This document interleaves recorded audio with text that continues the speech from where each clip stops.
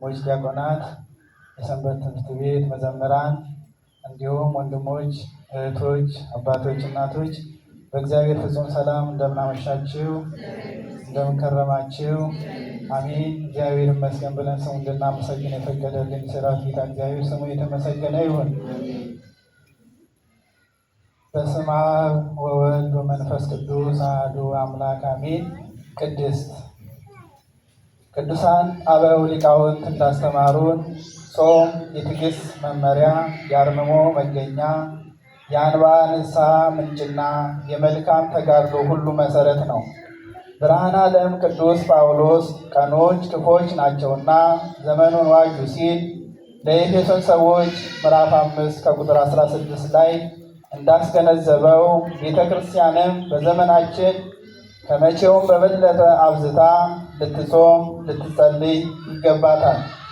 ሰይጣን የሕይወት እንጀራ ክርስቶስን በዳቦ የሥልጣናትን የኃያላትን ጌታ ወልድን በትዕቢት የዓለማትን ጌታ በኃላፊና ጠፊ ገንዘብ ከፈተነ በእኛ ላይም ልዩ ልዩ ፈተና ቢያመጣ ምን ያስደንቀናል?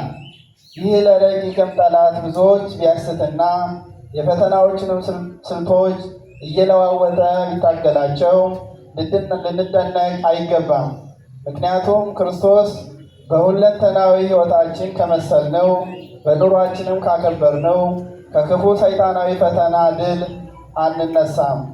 ቅድስት ቤተ ክርስቲያን ቀደሱ ጾሙ ወሰብኩ ምህላ ጾምንም ቀድሱ ጉባኤውንም አውጁ በሚል የነቢዩ የእግዚአብሔር ኢዩኤል ኃይለ ቃል መሰረት በመላው ዓለም የምንገኘው ኦርቶዶክሳውያንን በእግዚአብሔር ቃል በማጽናናት በአንድነት አጽንቶ ለመጠበቅ ታላቅ የስብከተ ወንጌል ጉባኤ ዘርግታ የሕይወት ማዕድ አዘጋጅታ ለእኛ ለሕዝበ ክርስቲያን በእጅጉ የሚጠቅም መንፈሳዊ ሥራ የመስራት ልምድ አላት። በቅዳሴ፣ በኪዳን፣ በጉባኤ መዓልም ሁሉ ስለ ጾም ምንነትና ጥቅም ሲሰበክ እንሰማለን። ጌታችን መድኃኒታችን ኢየሱስ ክርስቶስም ሰው ከእግዚአብሔር አፍ በሚወጣው ቃል ሁሉ እንጂ በእንጀራ ብቻ አይኖርም በማቴዎስ ወንጌል በምዕራፍ 4 ከቁጥር 4 ላይ በአጽንኦት የተናገረውን ቃል በመኖር በተሰጠን ትምህርተ ወንጌል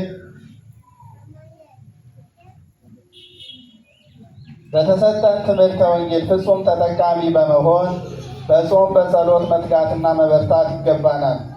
ታዲያ ስለ ጾም ይህንን ካልን ወቅቱ የአብይ ጾም እንደመሆኑ መጠን የቤተ ክርስቲያናችን የዜማ ሊቅ የሆነው ቅዱስ ያሬድ ሳምንታቱን በ8 ከፍሎ ለእያንዳንዳቸው ምሳሌና ስያሜ ከሰጣቸው ውስጥ ለዛሬ የአብይ ጾም 2ኛ ሳምንት ቅድስት ተብሎ የተሰየመውን እንመለከታለን። ቅድስት ማለት የተለየ፣ የተመረጠ፣ የከበረ ማለት ሲሆን ቅድስት የተባለበት ምክንያትም ስለ ዕለተ ሰንበት እንዲሁም ስለ እግዚአብሔር አምላክ ፍጹም ቅድስና የሚያወሳ በመሆኑ እግዚአብሔር አምላክም ፍጥረታቱን የእርሱን ስም በማመስገን ይኖሩ ዘንድ የቅድስና ሕይወት ፈጥሯቸዋልና በሰንበት እሁድ ክርስቲያኖች የቅድስና ተግባራትን ከሌላው ቀን አብዝተው ይፈጽማሉ። ዕለት ከተግባርም ስምም በክብር የተባበረባት ክብርት ሰንበት ቅድስት ስለሆነች ሊቁ ቅዱስ ያሬድ ቅድስት ሲል ጠርቷታል። ይህውም የምትቀደስ ክብራ የምታከብር አክብረናትም የምንከበርባት በመሆኗ ነው። ስለዚህም ሊቁ ቅዱስ ያሬድ በጾመ ድጓው ላይ እንዲህ ሲል ተናግሮታል። ግነዩ ለእግዚአብሔር ወፀውኡ ስሞ ወነገሮሙ ለአሕዛብ ምግባሮ ሀቡ ስብሐተ ለስሙ አክብሩ ሰንበተ ተግባሩ ጽድቀ ዘግቡ ለክሙ መዝገበ ዘበሰማያት አበጻጼ እያማስኖ ወኢይረክቦ ሰራቂ ድልዋኒክሙ ነበሩ ዘበላይሉ ጸልዩ ሀባሎ ክርስቶስ።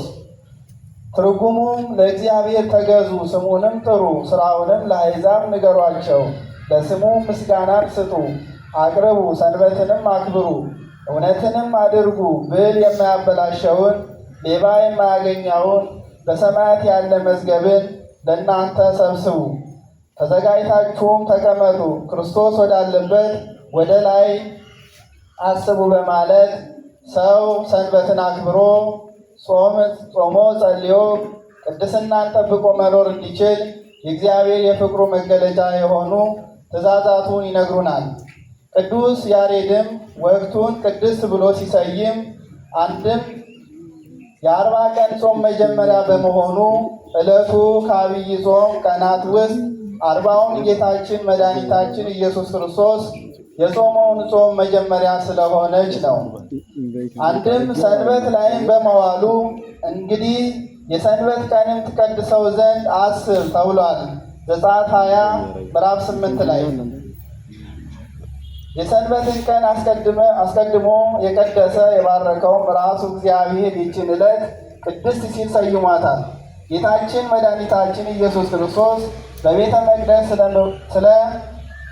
መቅደስና በምኩራብ ስለ ሰዎች ቅድስናና የተስተካከለ ሕይወት የተለየ ሁኔታ የገለጠበትን የሚያስረዳና የሚያሳውቅ ነው።